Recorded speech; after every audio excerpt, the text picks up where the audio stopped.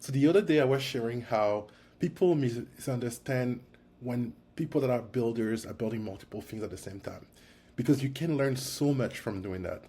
So Brandship is my startup, and I've been working on it on the side quite a lot. But like the way I was progressing through it was by building side projects to learn more about how to build workflow. This is how I ended up building the N8N workflow, by the way, because I wanted to learn more about the workflows, and also I wanted to resolve a problem that I had when learning how to use N8N. And through that whole process, I learned so much in a few days that over the weekend I was able to build most of the things that you're going to be able to see right here. So most of that was built over the weekend. The workflow page, the way it works, and so on. So I'll show you in a second.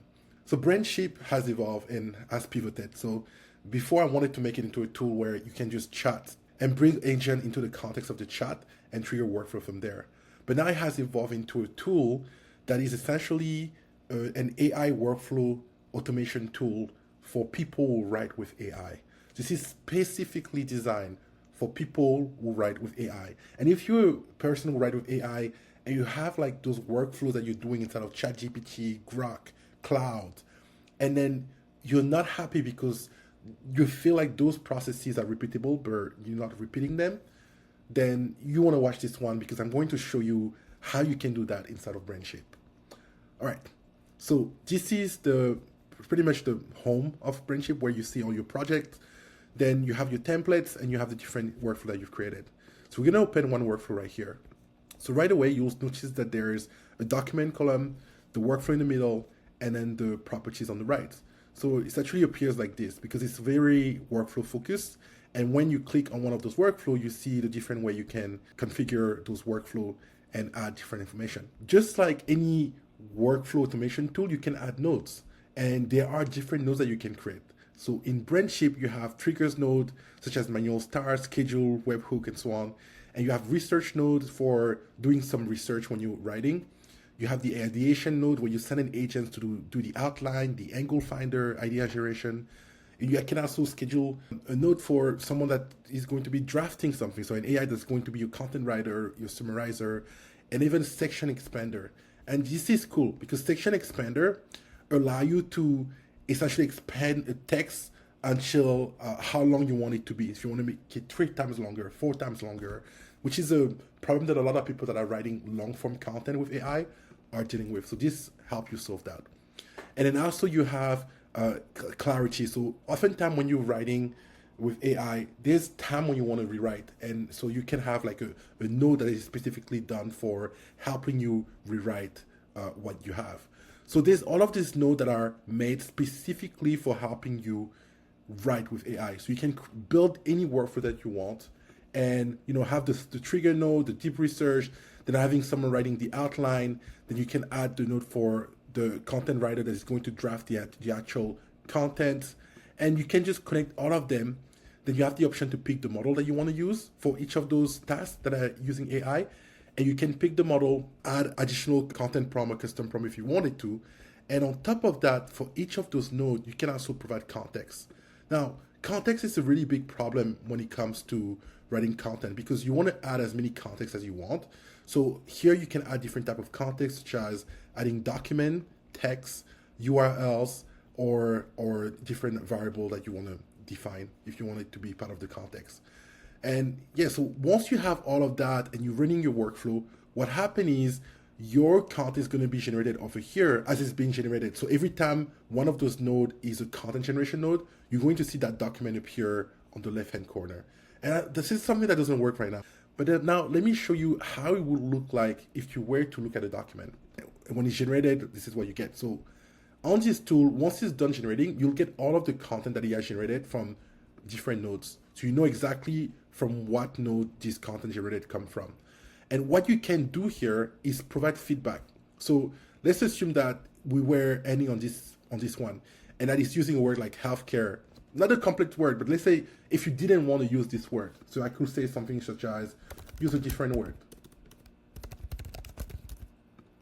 And now this is going to provide feedback to the AI on how to optimize the prompt that for the AI agent that is doing that task. So in this context, the research node, the next time it's going to do a research on this workflow, is not going to use that word based on the feedback that you've provided. You can do additional things such as, for example, let's say the most significant. If I didn't want to use this, I can say improve. I can say simplify, right? So I can add as many feedback as I want with different contexts like this. Let's do it one more. And I say remove, too technical, for example. And then as you're adding all of these, you're giving feedback to your AI agent on knowing what to do. So once all those feedback are done, then you can click optimize and it will optimize your prompt. This is just a test version, and show you how it's rewritten the prompt based on what you want. This is going to be part of your workflow. So the next time you're running your workflow, it has all of that into context. And the reason I built this way is because a tool that helps you write with AI is not a tool where you should be writing in, right? This is where you cannot edit the text. This is meant for you to build a workflow where the AI agent is working for you. So here you're working more like an editor, right?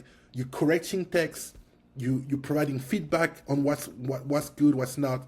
You can provide feedback, approve.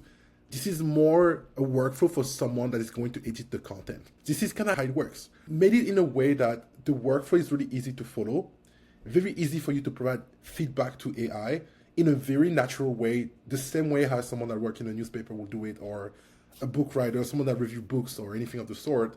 So you're in control and you're telling AI how to improve the workflow in order to improve the output. And as soon as you optimize that prompt, you can just come over here and just do another run and then you have like a much better version of the initial text on a consistent basis. And this is what I've been trying to build with Brainship. I'm trying to build something that is the best workflow maker for writing with AI.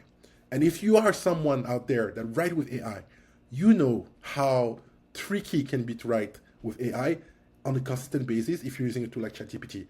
If you're thinking that ChatGPT is enough, think about it this way.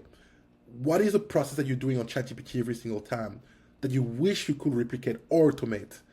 And this is the answer, using a tool like this one. Yeah, so once you've run all of your nodes, you can have a full report of all the node that you've worked, like how much it costs you to run those nodes based on the token costs. You can track your expenses and just know how much it costs you to do all those runs. One thing that really annoys me when I'm using an AI workflow automation tool is that I don't often have the transparency of how much I'm spending per run. So this is giving you that transparency. You know how much each run is costing you as you're improving that prompt as well, and how many total runs you've made, so how much you spent in the entire workflow to enhance it, which I think is extremely important because that's part of your costs, right? Any businesses will want to be able to track their costs, and then I believe that the cost of running those workflows is something you want to track inside of the tool that you use to write with AI. So yeah, GC's Brainship, really brand new. Before I end, I want to tell you one more thing. So the way the chat is going to work is going to be a place for you to brainstorm. So you can chat, and as soon as you notice, for example, that there's an answer that you would like to include inside of your node, there's a button where you can click add to workflow, and it's going to add that chat segment inside the workflow that you want. The other thing you can do with the chat is bringing one workflow inside of the chat. As you're working on the projects, you can do something such as run the weekly blog post automation, and it's going to run that workflow inside of the chat, and you're going to see all those results appearing inside of the chat, and you can interact with the final result directly from inside of the chat. So this is my vision for Brainship, and this is what I've been building. And to get to this level, I had to do different experiments. I had to build different apps to really understand how things work. I had to experiment. And each experiment has given me a way to make this tool a lot better. All right. So I hope you enjoyed this video. Thanks for watching. Let me know if you have any questions below. Thanks.